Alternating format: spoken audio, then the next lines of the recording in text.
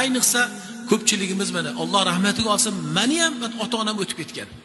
Qani edi bo'lsalar edi, xizmatlarini qilsa edim deyman. Bir quvonchli kunlarim bo'lganlarida, farzandlarim qori bo'lib xatm o'qiganlarida, ijozalar olgan paytda qani edi deyman. Lekin inshaalloh bilaman, yaqin qalbimdan bilamanki, e'tiqodim borki, ularga buni manfaati boradi. Ular bu bilan shafoatlanadi. Biling, eng otalari o'tib ketganlar, rahmatiga olsin, onalari o'tib ketganlar, umidsiz bo'lmang. Eng o'sha ota-onaga yaxshilik qilishlikni buyuk maqomi ota-ona mamot bo'lib o'tib ketgandan keyin bo'lar ekan. Nega?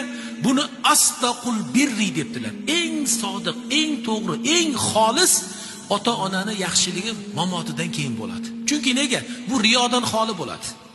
Avvallari shu dadamni ko'ziga yaxshi ko'rinay, onamni ko'ziga yaxshi ko'rinay deya bozordan u bu narsani olib kelib, oldiga kelib meni bir maqtab qo'ysinlar, shu aka-ukamni oldida meni sal ko'tarib qo'ysinlar degan bo'lishligimiz mumkin.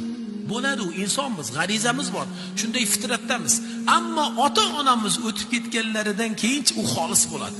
Siz qilayotgan duongizni Alloh taoladan boshqa hech kim eshitmaydi. Demak, ota-onalari o'tib ketganlar ko'proq yana nima qilsinlar, ularga yaxshilik qilsinlar orqalaridan. Qanday yaxshilik qilamiz orqalaridan?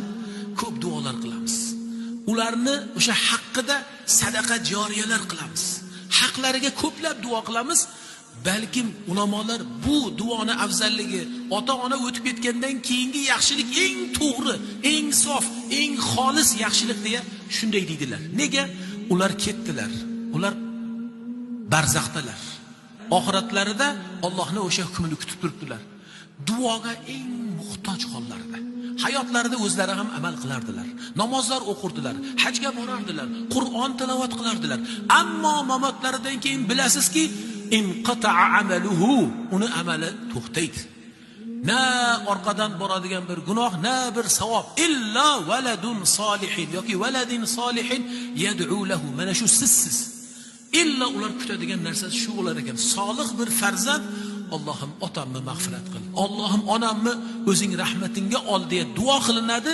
Mana shu birni, mana shu yaxshilikni ulamolar eng sof, eng to'g'ri, to'g'ridan to'g'ri boruvchi yaxshilik debdilar.